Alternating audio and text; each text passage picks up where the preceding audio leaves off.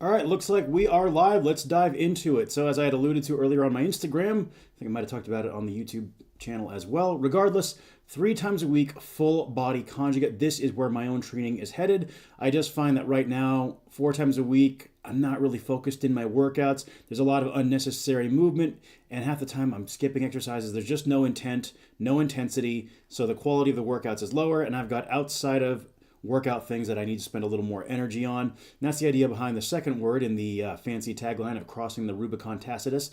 Tacitus refers to quiet focus, removing unnecessary noise and distraction, and intense resolve. And that's really where I need to be in my own training. And the Rubicon, of course, refers to the river that Julius Caesar crossed. It is your perpetual, or, shall I say, your metaphorical point of no return. So it's a point of no return because I need to focus and lock in. So hence Rubicon Tacitus, pretty cool name.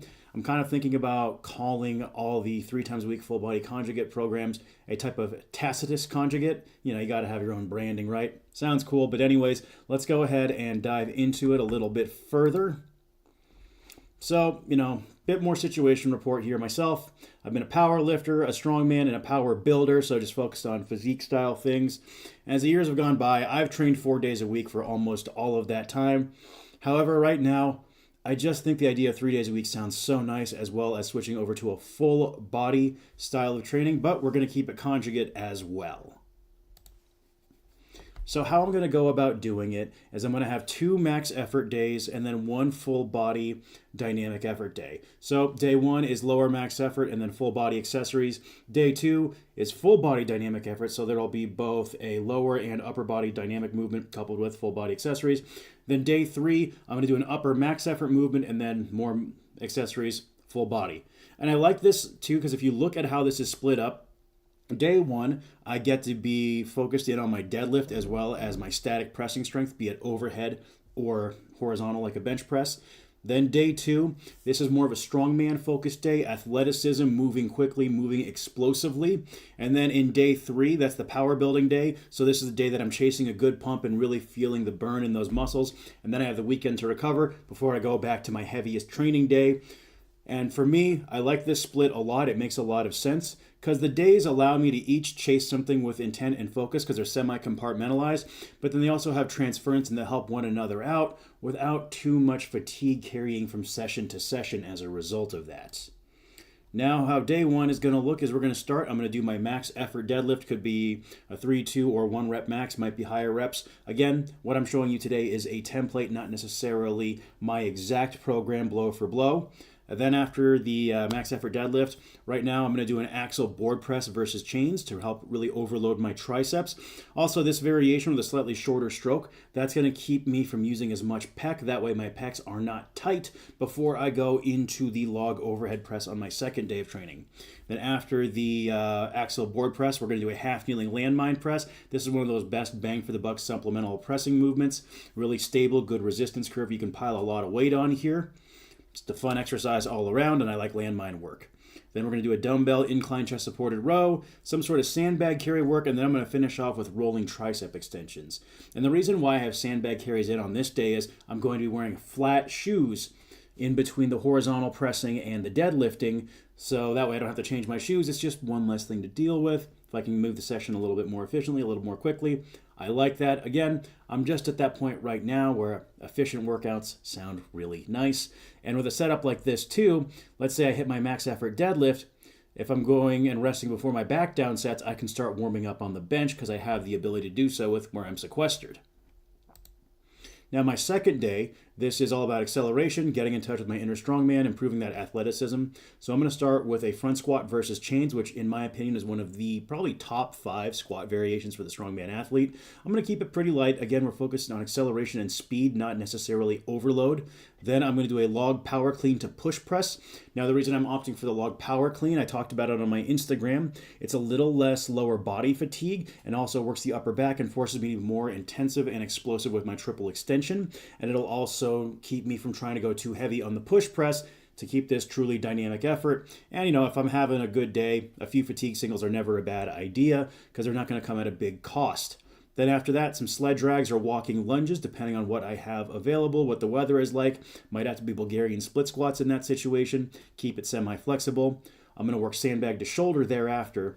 Now, some people might wonder why I would do sandbag to shoulder after my leg work. I think this is actually a really good idea because if you look at the sport of strongman, you have to be explosive even when you're fatigued. It's easy to have, power cleans at the start of a workout and be explosive there. Well, for the strongman athlete, you might have done a truck pull. Now you have to do sandbag to shoulder. So being able to build that resiliency and explosivity under fatigue is going to be a good thing for me to develop should I ever find myself in a position where I'm competing again. Then after that, I'll superset some tricep press downs and face pulls. Spoiler alert, I'm hitting triceps every day in this because on only 3 days a week, I need more arm volume. It's plain and simple. That's going to be one of the things that helps drive my progress. Then, day number 3, Friday here, my last day of the week. This workout, I just want to get a good pump, end the week on a high note. So my max effort variation is going to be a dumbbell 30-degree incline, and I'm working to higher rep maxes here because I am chasing more size than I am pure limit strength. And this is the day that I'm doing a pec dominant press. That way it comes after my log, so there's going to be no interference there. Because the last thing I want to do is do something like a bunch of dips or a camber bar bench, getting that huge stretch on the pecs, and then they're tight, they're bound, so then when I go into my overhead press, I'm not as able to extend and it's going to inhibit my range of motion. This layout helps preempt that. And then after that, I'm going to do an SSB Hatfield squat versus chains, which is essentially the strongman's hack squat, just a couple hard sets of 6 to 10, adding weight as I feel good. I really like this variation for improving quad strength, improving the legs overall. It's also very easy on the low back and knees, which is always a plus. Then we'll move into some barbell back shots is what we're calling those. So that is a snatch grip barbell back extension. Really great back developer, low back, mid back, and upper back, as well as some glutes and hamstrings, depending on what your back extension setup looks like. Like this variation a lot. And I do need to get a little more general back work in. This just slots in really nicely right there because I can do that immediately after my SSB squats. So it's just a cohesive flow because what I'm going to do is I'll do it in my training area and I'm going to use the SSB as a hip pad. So then after that, I'll do some chin-ups using a 3-2-1 EMOM ladder. So I'll set a timer for 10 minutes.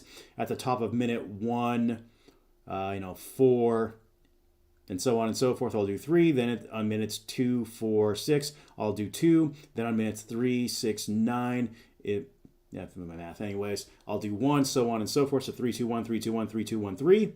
And then I'll add a little weight every single week. And then once I get cooked on that, I'll probably switch it over to a 5-3-2 progression, dropping back down to body weight just to help improve my weighted calisthenic game. Chin-ups are great for biceps and upper back. Then some seated dumbbell curls and some sort of tricep press down thereafter. All again, really simple workout. And I actually did this workout the day 3 this past Friday. And I'll be honest, I had a lot of fun. I really enjoyed the workout. It felt good. It didn't take that long. And I walked out of the gym having got a couple wins, squeezed out a few rep PRs, but I didn't have the same mental load, that same heaviness bearing down on me psychologically that I had been dealing with in some of my sessions. So for me, this initial wave is going to help set the tone for future ones. And something that is also nice about this is unintentionally, by just aligning the days like this, we created a heavy, light, medium approach. That way it helps control fatigue. So then you have that lighter day in the middle via the strongman day, which is more dynamic and explosive because I need to work on my strongman athleticism should I get back to it. Now, if you are curious about your own potential setup on this, leave a comment down below. Let's get in touch because the odds are very good. I'd love to work with you. And, scroll through the template, ask questions. I'd love to help you folks out regardless. Hope you're having a great day, and I'll see you in the next video.